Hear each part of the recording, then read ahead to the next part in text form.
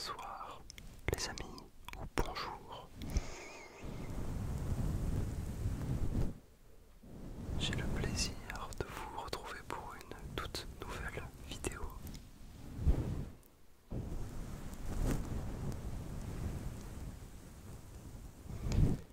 Et j'avais envie de vous parler d'un sujet plutôt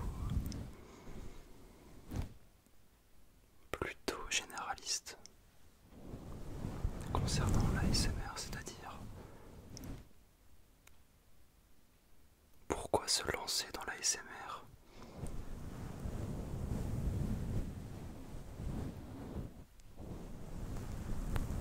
Et donc il y aura trois, on va dire, grandes parties dans cette vidéo. La toute première, c'est donc pourquoi se lancer dans l'ASMR. Quelles sont les raisons et les motivations. La seconde partie, ça sera qui peut se lancer dans l'ASMR. Quel est le profil. Et enfin, la troisième partie, ça sera quel est le matériel nécessaire pour débuter.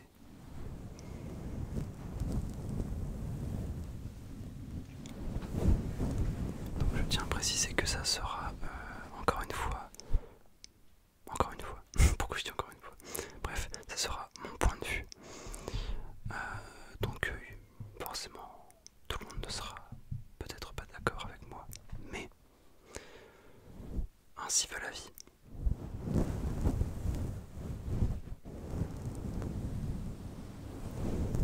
N'hésitez pas à me dire ce que vous en pensez dans l'espace commentaire. Et donc, nous en venons à notre toute première partie, qui est pourquoi se lancer dans l'ASMR. Alors, c'est une bonne question. Pourquoi se lancer dans l'ASMR? Est-ce qu'il y a vraiment une raison particulière qui pousse quelqu'un à se lancer?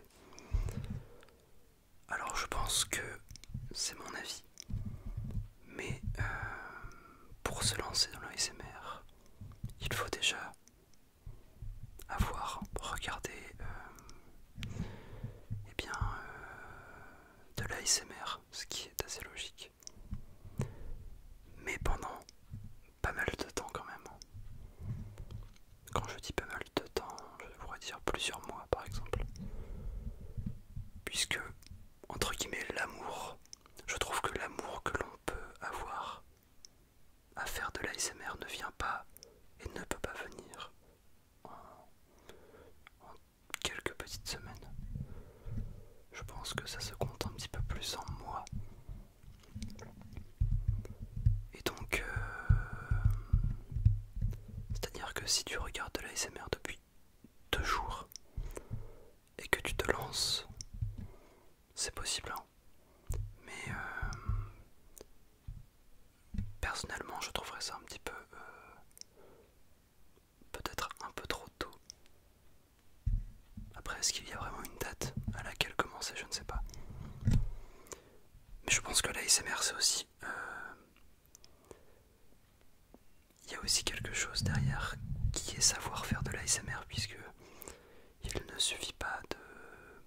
Vous savez très bien que les ASMR artistes, je ne sais pas comment on dit ce mot, ne sont pas pareils face caméra qu'en vrai, c'est pas possible. Enfin, en tout cas, on peut pas être copié-collé, enfin copie conforme de nous-mêmes dans la vie de tous les jours, parce que c'est pas possible. Puisqu'évidemment il y a la dimension domaine public. Et aussi vous faites de l'ASMR, vous êtes là pour détendre des gens. Donc évidemment déjà tu chuchotes. Donc je me vois mal chuchoter toute la journée au travail. Mec un petit peu chelou quand même. Et donc non, t'es forcément un petit peu différent. Tu restes toi, évidemment, ta personnalité,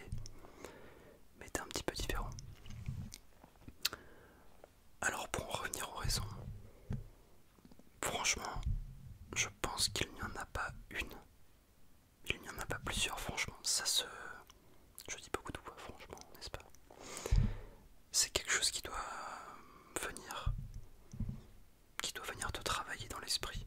Plus tu regardes de l'ASMR, et peut-être qu'il y a un moment où tu vas te dire ah ouais, c'est vrai que moi j'aimerais bien aussi apporter ma pierre à l'édifice. J'aimerais bien eh bien donner ce qu'on m'a donné depuis très longtemps. Et donc ça doit partir d'une envie qui est de donner après avoir reçu. Je sais pas si je me fais comprendre. Mais moi en tout cas je sais que j'en ai regardé avant d'en faire pendant pas mal de temps. Peut-être un an, voire deux, je ne sais plus. Et il y a un moment je me suis dit, moi j'aimerais bien aussi bah voilà, faire quelque chose. Parce que ça m'intéresse. C'est quelque chose qui me parle. Et j'en consomme énormément. Donc ça ne me choquait pas d'ouvrir une chaîne YouTube finalement. Après, il y a des raisons qu'il faut un petit peu, on va dire, proscrire.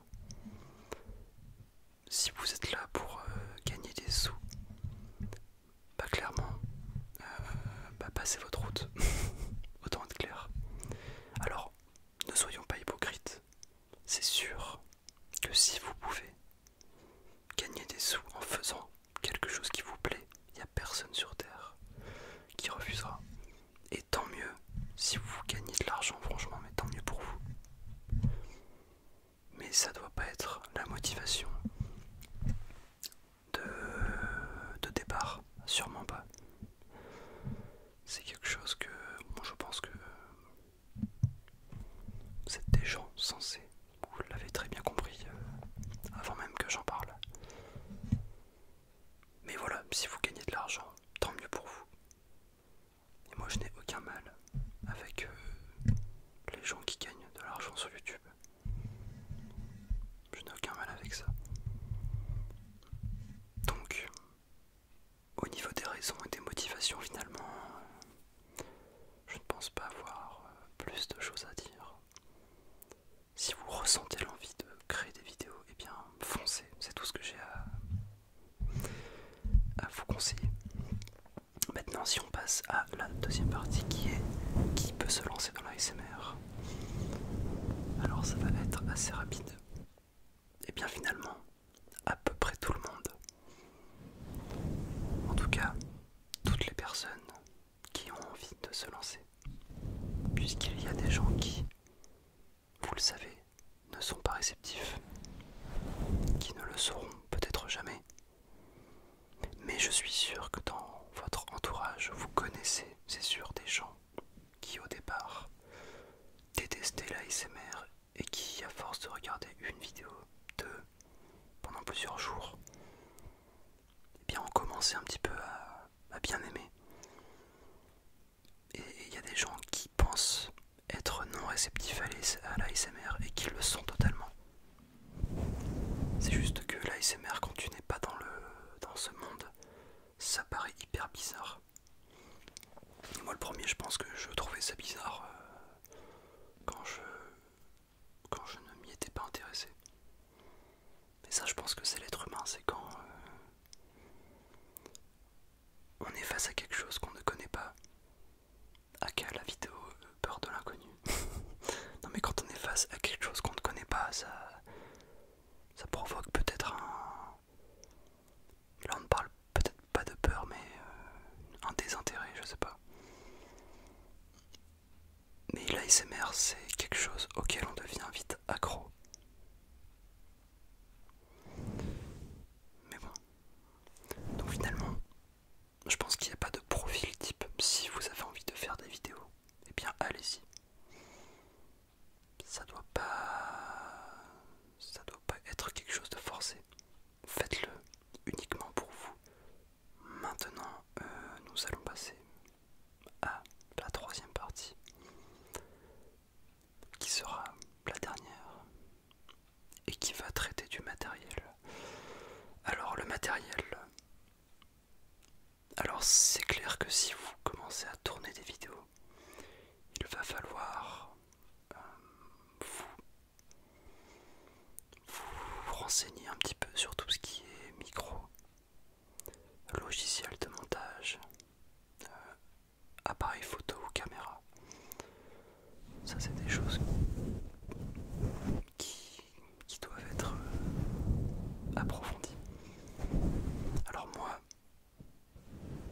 je prends mon exemple. Parce que pour le coup, ça a été assez simple. Moi, j'ai acheté un Blue Yeti. Avant ça, j'avais un micro qui n'était pas du tout adapté. C'était un SM57, donc qui était utilisé pour la prise de son d'instruments. Donc ça n'était pas du tout adapté. Mais j'avais tellement envie de faire une vidéo que j'en ai fait une avec. C'est ma toute première, je pense. Ou ma deuxième, je sais plus. Et voilà, j'avais envie de upgrader un peu. J'ai acheté un micro, j'ai acheté les bonnettes. Et j'ai filmé toutes mes vidéos avec mon portable. Puisque aujourd'hui les smartphones font un très bon le rendu des vidéos sont vraiment très bonnes, je trouve. Et donc pas forcément besoin d'investir dans des appareils photo. Après si vous en avez un, bah bien sûr utilisez-le. Et là par exemple, je sais pas si ça se voit en termes de qualité visuelle, mais j'ai aussi upgradé. Ce n'était pas prévu du tout, mais j'ai un ami qui a un appareil photo. C'est un Nikon D5100 et il ne s'en servait pas. Et donc il m'a proposé de l'utiliser pour mes vidéos. Donc écoutez, moi je suis le plus heureux du monde. D'ailleurs je lui en remercie s'il passe par là. Et donc voilà, forcément au début vous allez commencer avec du matériel assez classique. Mais après c'est tellement une belle expérience de se voir progresser peu à peu. Là maintenant moi je sais que j'ai mon fond vert qui est juste là. Bah voilà, là j'ai investi dans une... j'ai pas du tout investi, qu'est-ce que je raconte. J'ai une meilleure qualité visuelle grâce à mon pote avec la caméra. Pour l'instant j'ai le Blue Yeti, mais je crois que je vais acheter incessamment sous peu les deux Rode NT5, droite et gauche.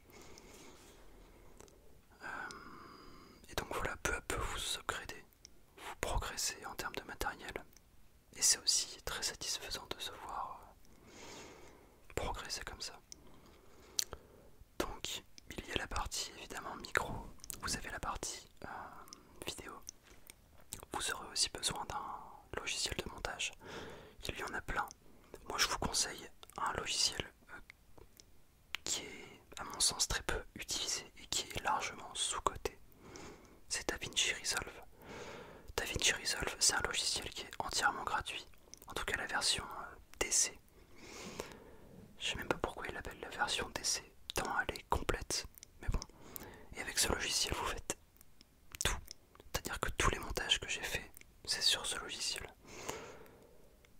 Et on s'éclate bien. Vraiment, vous pouvez jouer sur la colorimétrie en plus. Il y a énormément de possibilités. Donc c'est un petit peu plus lourd que Filmora ou Final Cut Pro. Je pense que ça fait 1,5 Go. Mais bon, sur un ordinateur, ça passe largement. Et vous ne serez pas déçus. Alors, la possibilité que vous avez, c'est soit de prendre un micro USB, c'est-à-dire le Blue Yeti que j'ai juste ici par exemple. Vous avez qu'à le brancher à l'ordinateur. Bien sûr, il faut un ordinateur, hein, parce que bon, ça risque d'être un peu compliqué sinon. Il y a tout simplement un câble qui relie le Blue Yeti à l'ordinateur. Et ensuite, sur le logiciel correspondant, vous sélectionnez votre micro. Et normalement, ça devrait être bon. Et ensuite, vous filmez en même temps que l'enregistrement. Et c'est là où intervient le logiciel de montage, c'est-à-dire que vous aurez une piste vidéo et une piste enregistrement. Et donc le but, l'objectif, ça va être de mettre, comment je pourrais expliquer ça, la vidéo et le son au même moment. Parce que vous allez avoir par exemple deux pistes comme ça. Et donc vos mouvements par rapport à ce que vous dites seront totalement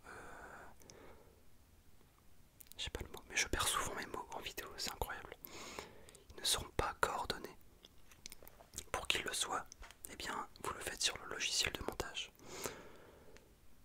Le plus simple, c'est pour ça que vous voyez souvent des gens faire des cuts comme ça. Là je le fais pas parce que ça va faire mal aux oreilles, mais c'est des sortes de petits cuts comme ça au montage. Les gens, ceux qui montent, voient eh bien, une pique au niveau de la fréquence, au niveau du son. Et à l'image, on vous voit en train de faire ça. Et donc c'est très facile de retrouver et de mettre ensemble le son et l'image. J'espère que mon explication n'a pas été trop compliquée. Mais ça paraît peut-être un peu dur comme ça, mais franchement, il n'y a rien de compliqué. Il faut juste un petit peu d'expérience. Et donc c'est grâce aussi à ces logiciels que vous pourrez faire plein de montages. Et DaVinci Resolve est un excellent logiciel pour ça. C'est d'ailleurs un logiciel professionnel, donc tout est dans le titre.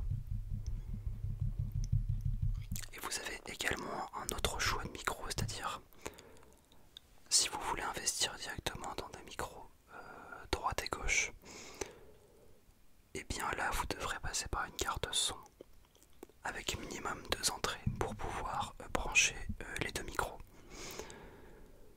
Et donc c'est des frais supplémentaires puisque vous avez les deux micros à acheter plus la carte son. C'est pour ça que généralement les gens aiment bien commencer avec des micros comme le Blue Yeti qui offrent une excellente qualité audio pour un prix assez raisonnable. Alors vraiment si vous n'avez pas le budget, parce que le Blue Yeti c'est environ 140 €, et bien achetez des micro-cravates. Vous pouvez en acheter à des prix très raisonnables. Et même il y a des micros qui sont peut-être un peu moins bons en termes de son que le Blue Yeti, mais qui sont 3 à 4 fois moins chers. Donc vous avez le choix. Allez sur Thomann, allez sur Amazon, vous trouverez votre bonheur, c'est sûr. N'hésitez pas aussi à regarder les commentaires sur le produit, les avis d'autres utilisateurs et aussi des tutos sur YouTube des produits correspondants.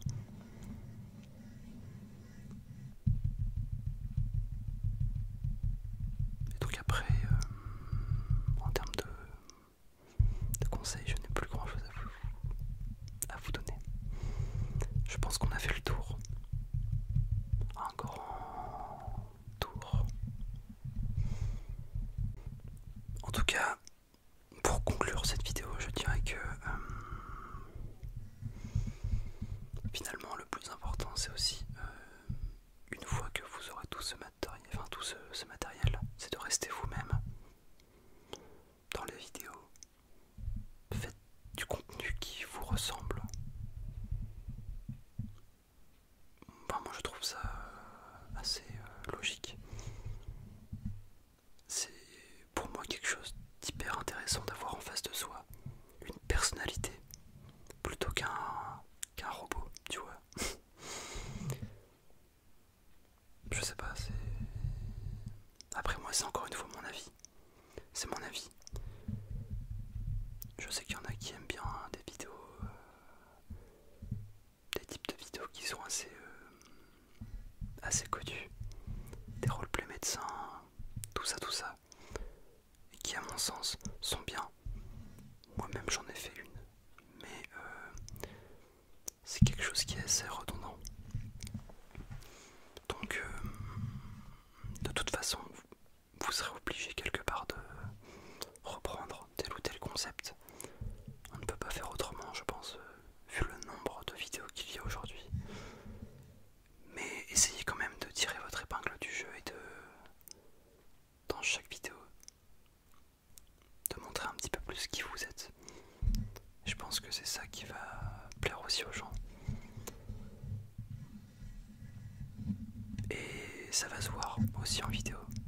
Si vous avez l'envie, ça va se voir. N'essayez pas de copier telle ou telle personne.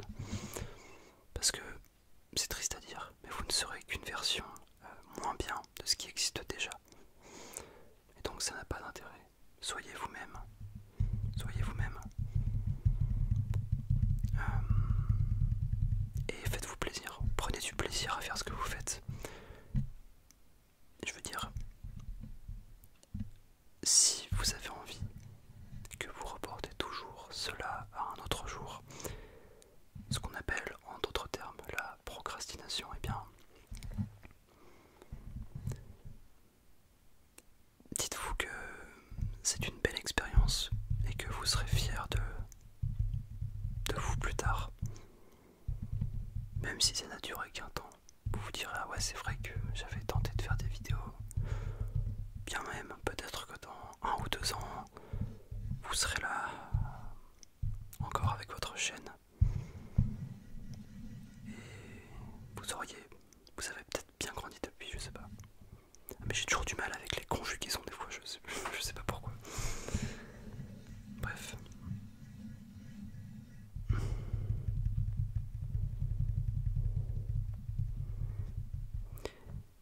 Et encore une fois, pour terminer, je dirais que ne vous fixez pas d'objectif, que ce soit en termes de vues ou en nombre d'abonnés, puisque quand on y pense, ce ne sont que des chiffres. Alors oui, aujourd'hui on ne peut raisonner qu'en termes d'abonnés. Quand on parle d'une chaîne YouTube, on dit ah d'accord, mais c'est une chaîne de combien d'abonnés? Elle a eu combien de vues cette vidéo? C'est important, je le nie pas. Évidemment moi aussi j'y prête attention comme tout le monde. C'est écrit en gros sur les vidéos à chaque fois, donc voilà. Mais ne vous fixez pas des objectifs comme ah dans 2 semaines je veux 1000 abonnés, dans tel temps je veux 5000 vues. Parce que vous risqueriez soit d'être déçu, ou au contraire, peut-être d'être content, je sais pas, mais dans la plupart des cas je pense que ça ne sert à rien de se fixer des objectifs. Vivez chaque jour l'un après l'autre, et puis on verra bien. Bon, en tout cas les amis, j'espère que cette petite vidéo vous aura plu. J'espère n'avoir pas été trop barbant avec mes explications. En tout cas, n'hésitez pas à me dire ce que vous en pensez, ça m'intéresse beaucoup.